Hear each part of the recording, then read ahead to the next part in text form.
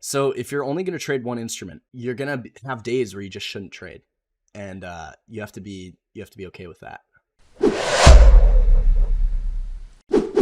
And you might even have weeks where you shouldn't trade. Like we had a double inside week a couple months. It was like 2-3 months ago. It's like you couldn't have traded the whole entire 2 weeks. It's half the month. So what I would suggest you to, if you're going to be a futures trader, I wouldn't say just stick on ES, but I would say stick to one setup. So what you can do, I don't know if you have Thinkorswim or not.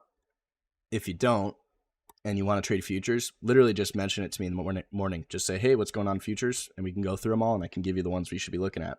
But what you can do is go like this. And if you don't have it, I'll just do it for you.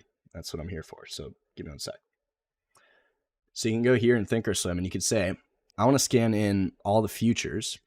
So every night, what I would do is I would go in here and I'd scan and say, what futures are setting up actionable signals? So it's like, what has inside bar actionable signals? It's like, here they all are.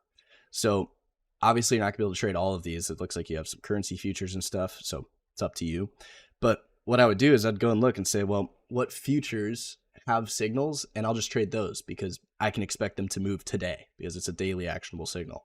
And when you do that, you can say, well, it has a signal today. What's that going to change on the higher time frames or trigger or confirm? And what we can do from there is we can say ZLU. We'll just go to it and see. Those like soybean futures. So pretty illiquid, but you can see, so here's your inside bar actionable signal. What does that tell us? We can expect prices to move. Then you want to identify where's your daily broadening formation. So if we're drawing right to left, we'd say it made a new high here.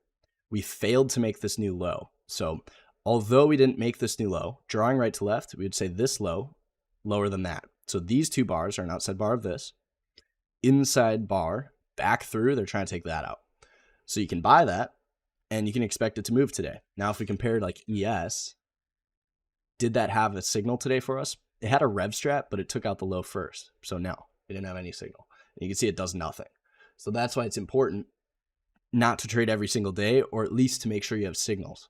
And just because it's a signal also doesn't mean it has to work. Sometimes they fail and you have to be aware of that.